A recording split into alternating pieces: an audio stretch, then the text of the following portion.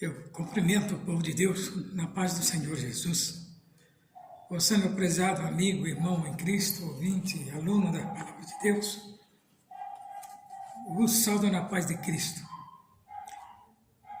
É um motivo de alegria por mais esta oportunidade que nos concede nessa última lição de escola dominical, onde nós vamos estar tratando do assunto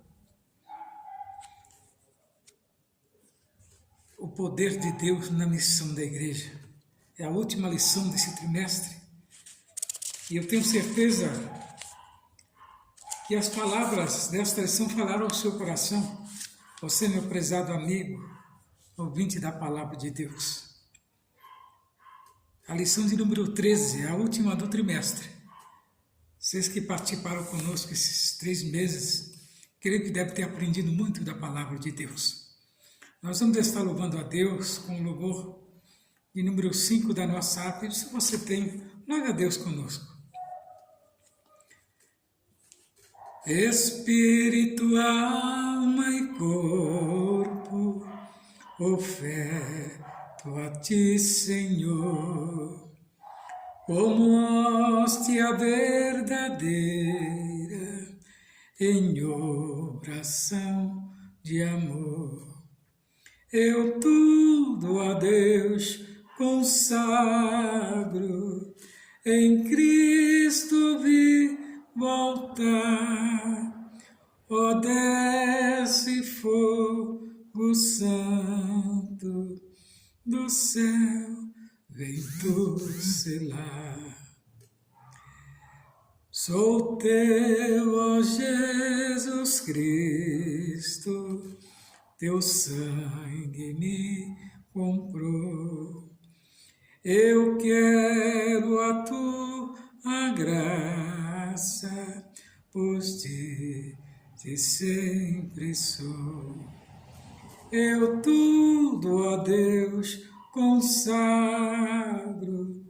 em Cristo vi voltar, ó desce fogo santo do céu, vem tu selar. Espírito divino do Pai, a promissão, sedenta alma pede a Ti a santa unção. Eu tudo a Deus consagro, em Cristo vi voltar, ó desce fogo santo do céu, vem tu selar. A esperança da igreja do Senhor Jesus, essa de um dia Jesus vir buscá-la. A nossa esperança é essa, e é por isso que nós não cansamos de pregar, de falar da palavra de Deus, né? Em tempo, fora de tempo, e também trazer o poder de Deus, que é a missão da igreja. O textual nos diz assim: mas receberei a virtude do Espírito Santo, que há de vir sobre vós, e ser-me-eis testemunha, tanto em Jerusalém como em toda a Judéia e Samaria, e até os confins da terra. Essa ordenança foi dada em Atos dos Apóstolos, capítulo 1, o versículo 8, para os discípulos, para ser testemunha. Quando eles receberam a virtude do Espírito Santo, saíram levando a palavra. E a igreja praticamente se fundamentou nessas palavras de Cristo. E a verdade prática nos diz assim: o Espírito Santo é a força motriz que movimenta a igreja. Sem o poder do Espírito Santo, a igreja é incapaz de cumprir a sua missão verdadeiramente. As mensagens ficam sem fundamento e não atingem o coração daqueles que ouvem. Então nós vemos que em Atos 5, 1 a 4, nos traz aqui a respeito da necessidade da experiência pentecostal. Em Em Atos 5:32 fala ainda da especificação da experiência pentecostal. Em Atos 2:17 nos traz a mensagem do derramamento do Espírito. Então, tudo fundamentado em Atos dos Apóstolos, né? Que Atos 2:47 também nos fala que uma igreja capacitada pelo Espírito Santo. O chamado missionário sob a direção do Espírito. O Espírito Santo na estratégia missionária. Então, ele está, né, na frente. A nossa leitura em classe nos está lá em Atos 13, do 1 ao 4, que nos diz assim: E na igreja que estava em Antioquia, havia alguns profetas e doutores, a saber Barnabé, Simeão, chamado Níger, Lúcio, Cirineu e Manaém, que fora criado como Herodes, o tetrarca e Saulo. E servindo eles ao Senhor e jejuando, disse o Espírito Santo: Apartai-me, Barnabé e Saulo, para a obra a que os tenho chamado. E então, jejuando e orando e pondo sobre eles a mão, os despediram.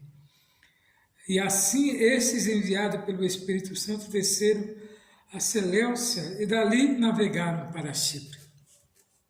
Quando foi enviado os missionários Paulo e Barnabé para levar a palavra além das fronteiras. Observa que a direção deles era uma só: levar Cristo ressurreto, levar Cristo como Salvador do mundo. Então nós vamos entender por meio desta lição, refletiremos nas palavras de Jesus Cristo, quando ele disse aos discípulos de que receberiam a virtude do Espírito Santo. Isso era nada mais do que um pré-requisito para serem suas testemunhas. Até os confins da terra. Como os confins da terra? Além das fronteiras. Seriam eles, né, que levariam esta palavra aos missionários de quem Jesus falou. A doutrina bíblica do Espírito Santo nos mostra que o revestimento do poder do alto é imprescindível à missão da igreja, tanto no passado quanto no presente. Então, tem esse porém, para que a palavra tenha o endereço certo daqueles que participam.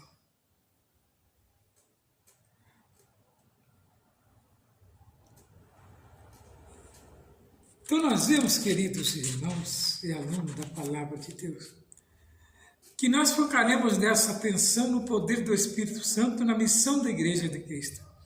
Aqui nós mostraremos, né, que o povo de Deus não pode, né, prescindir do revestimento do poder pentecostal. O que vem a ser isso? Para você ser um bom pregador da palavra, você tem que estar revestido. Não pode estar dividido, tem que estar revestido no Espírito Santo para ter, né, a proposta. Porque nós vemos que o poder pentecostal é para obter, né, êxito na sua missão na terra. Assim, demonstraremos que a ação do Espírito Santo e a contemporaneidade de seus dons na igreja não se trata de uma mera opção, mas de algo imprescindível. E a sua maior necessidade sem o Espírito Santo, a igreja local não anda nem sempre a sua vocação. Então, se não houver o Espírito Santo, a igreja simplesmente fica estagnada, parada e sem fundamento algum. A doutrina do Espírito Santo, segundo o evangelista Lucas, é um dos ensinos revelados nos escritos de Lucas, tanto o Evangelho quanto o livro de Atos. Ambos escritos pelo evangelista Lucas revelam o mistério do Espírito Santo na vida de Jesus e da primeira igreja, como uma necessidade imperiosa. Nesse sentido, o evangelista mostra que sem a ação do Espírito no ministério de Jesus, e na vida da igreja os cristãos não estariam qualificados para ser testemunha do Senhor. Essa promessa estava associada ao revestimento do poder do Espírito Santo, conforme descrito nas palavras de Jesus, como no poder do alto. O enchimento do Espírito como experiência necessária. Está lá em Atos. E também Lucas 24, 49. O Senhor Jesus só começou o seu ministério depois de ser cheio do Espírito Santo. Lucas 3, do 21 ao 22. E o nosso Senhor fez a obra de Deus e a fez no poder do Espírito Santo. E dependeu dele para exercer o ministério. Lucas 5, 17. Mateus 12, 28. Da mesma forma, a igreja só deveria iniciar o trabalho missionário quando fosse revestida desse mesmo poder. Então tinha um tempo certo para que a igreja iniciasse. Quando houve o derramamento do Espírito Santo, no dia de Pentecostes, então ali iniciou-se a igreja agora, todo cheio do poder do Espírito Santo. Por isso podemos afirmar que no contexto literário do evangelista Lucas, especialmente no livro de Atos dos Apóstolos, o Espírito Santo aparece com a necessidade, não como opção. Que muitos não entendem isso. Ele é quem nos guia, quem nos revela, e aquele tem que vir de encontro ao coração dos ouvintes. O enchimento do Espírito Santo como experiência concreta.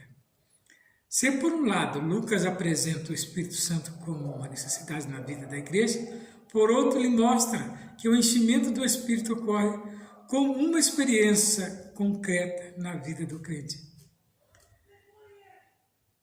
Então todos nós, quando ainda não temos a plenitude do Espírito Santo, somos crentes, mas somos os crentes conformados, que simplesmente não levam a sério as coisas da Bíblia, mas quando nós somos batizados no Espírito Santo que vem, o enchimento do Espírito Santo das nossas vidas, os nossos pensamentos mudam e passamos agora a entender o que é, uma vida cheia do Espírito Santo.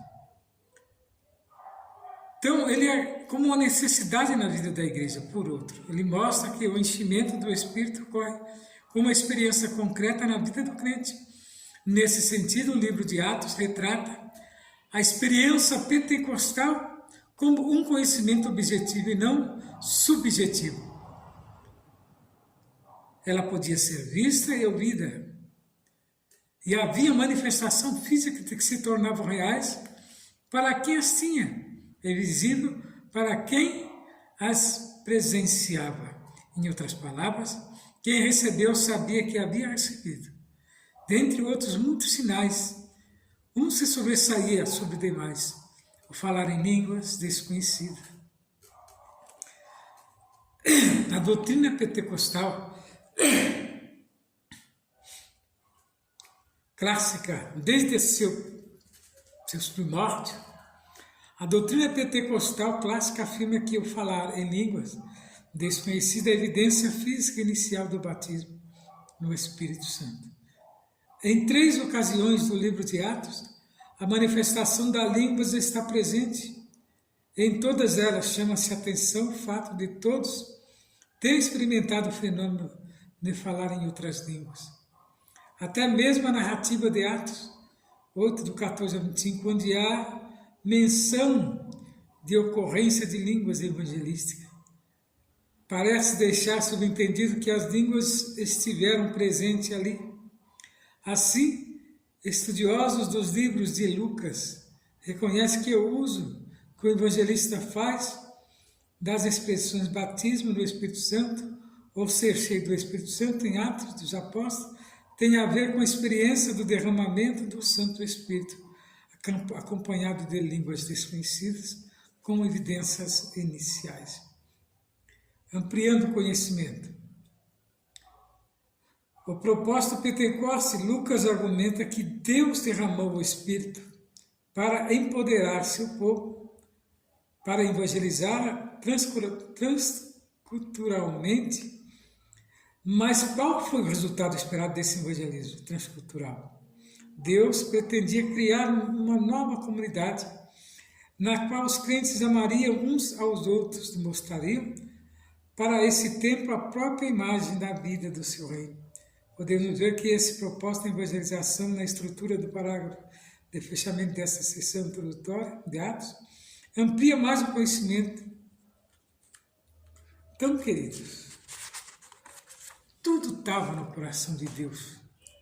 Tudo estava previsto por Deus para que a igreja, tomasse forma e corpo. Mas sozinha jamais ela poderia funcionar ou andar. Mas dependeria sim do homem, dependeria dos crentes, revestidos do Espírito Santo, que tinham desejo agora de buscar almas e apresentar Cristo ressurreto, não aquele Cristo morto que os romanos haviam apresentado a eles, que havia sido o corpo roubado, mas Jesus ressurreto, que estava à destra de Deus, velando para que a sua palavra se cumpra. Então nós vemos que a doutrina bíblica do Espírito Santo assegura que o seu poder é imprescindível ao cristão e à igreja.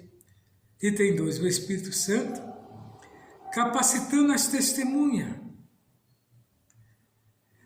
No livro de Atos dos Apóstolos é possível perceber o ensino da capacitação do Espírito Santo sobre diferentes perspectivas. Primeiro, o Espírito Santo capacitando líderes para o desempenho da obra de Deus. Então nós vemos que nesse sentido, nós vemos o apóstolo Pedro sendo cheio do Espírito Santo, quando foi confrontado pelo sacerdote, o apóstolo Paulo convestido do Espírito Santo para resistir a Elimas, o mágico. Depois nós vemos também que não eram só os que faziam parte do colégio apostólico que eram cheios do Espírito Santo. Pessoas comuns também eram revestidas do poder do alto.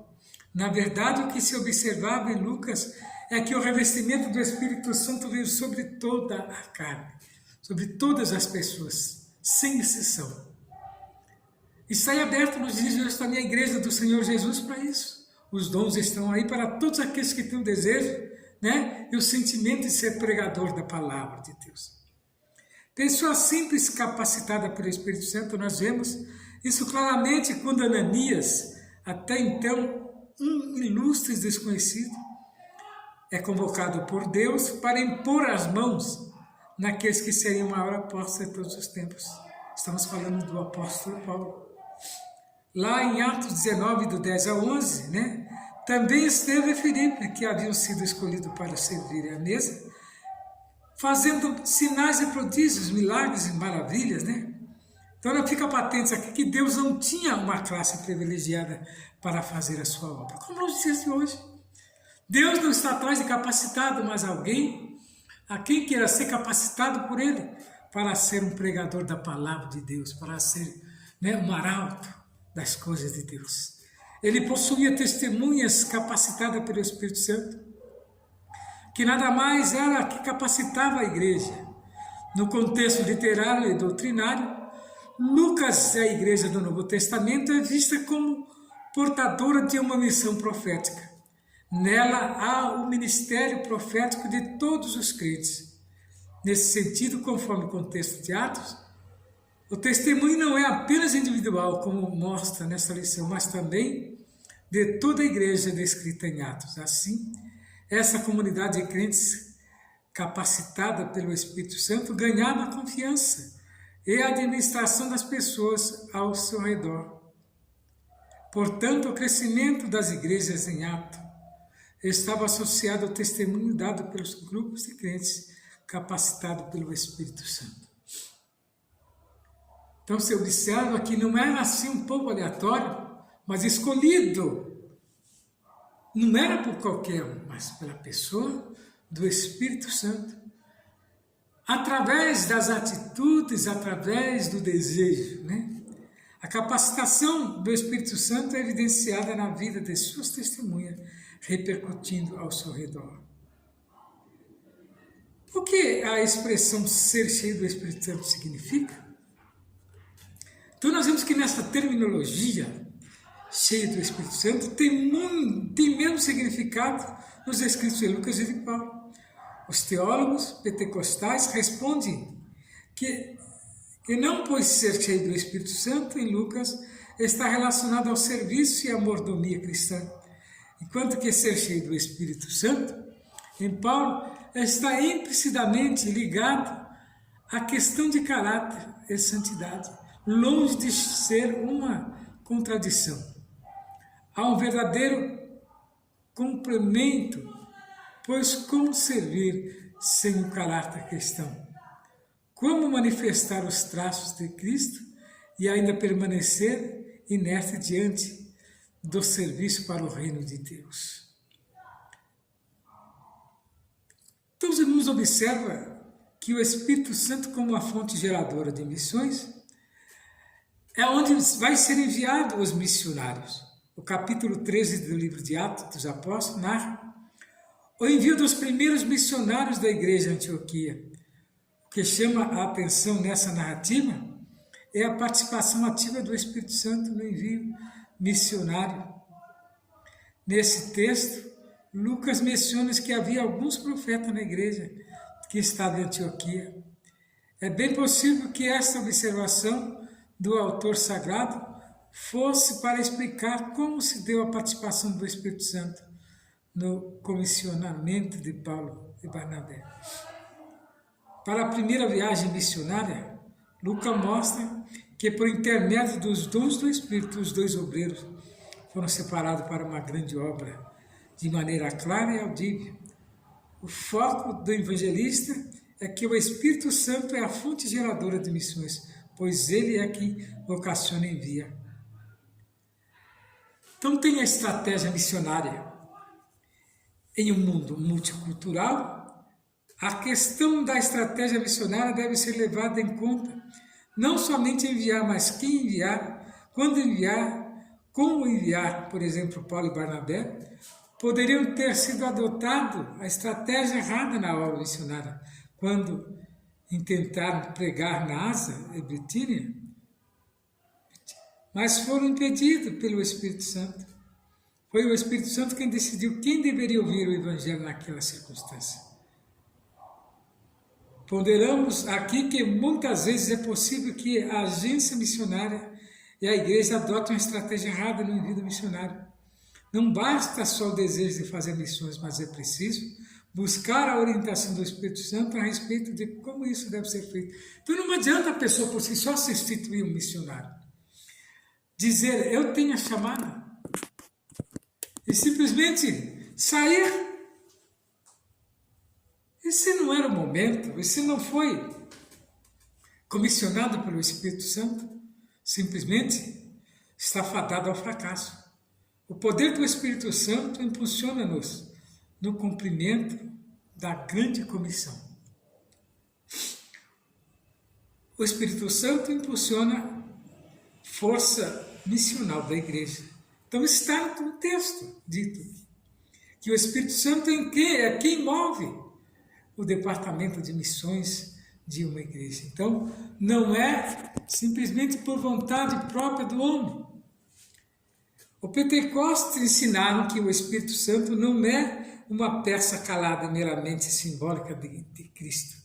Ele é o vicário, ou seja, ele veio para substituir a pessoa de Cristo na terra e na igreja, de maneira factual. O Espírito Santo é aquele que aviva a igreja, capacita para o serviço da comunidade. Pela comunidade, bem como no mundo. E pelo mundo, ele impulsiona e força a força missional da igreja pentecostal. Lembrou em voz alta, né? Que esta aqui não há substituto à altura de Cristo, senão a pessoa divina do Espírito Santo, que é também o Espírito de Cristo. É uma igreja com uma pneumatologia forte, é uma igreja com uma missão forte, como escreveu o alemão Reinhard Bonnke, um típico evangelista pessoal. o que recentemente se tem conhecido do Espírito Santo, principalmente por experiência, ultrapassou todas as barreiras e ligou crentes de todos os seus nomes e diversidade por todo o globo e produziu uma nova paixão evangelística. Então, irmãos, encerrando o nosso assunto desta lição, consequentemente, esse trimestre, vem mostrando que o Pentecostes faz parte da diferença no cumprimento da vocação missionária da igreja. Sem a ação do Espírito Santo, a igreja local está desabilitada para cumprir uma missão. O Espírito Santo é a força motriz do corpo de Cristo.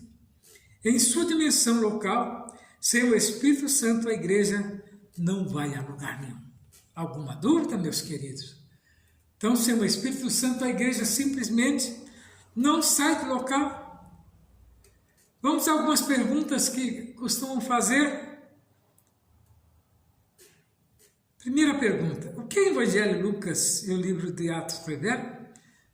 Queridos, eles revelam o ministério do Espírito Santo na vida de Jesus e da primeira igreja, com uma necessidade imperiosa. Segunda pergunta: o que podemos afirmar de acordo com o contexto literário de Lucas? Podemos afirmar o seguinte, que nos contextos literários do evangelista Lucas, especialmente no livro de Atos dos Apóstolos, o Espírito Santo aparece como uma necessidade e não como uma opção. Pergunta 3. De acordo com a lição, o que a doutrina pentecostal clássica afirma em relação às línguas? Afirma que o falar em línguas desconhecida é a evidência física inicial do batismo no Espírito Santo. Pergunta 4. De acordo com a lição, por que não havia separação entre líderes, membros, na questão da capacitação do Espírito Santo? Não havia, porque pessoas comuns também eram revestidas do poder do alto. Na verdade, o que se observa em Lucas é que o revestimento do Espírito veio sobre toda a carne. Fica patente que Deus não tinha uma classe privilegiada para fazer a sua obra. Ele possuía testemunhas capacitadas pelo Espírito Santo. O que se chama a atenção na narrativa de Atos 13? Chama a atenção de que o que chama a atenção nessa narrativa é a participação ativa do Espírito Santo no envio missionário. Irmãos, encerrando o nosso trimestre nesta noite, eu vou estar louvando a Deus um hino.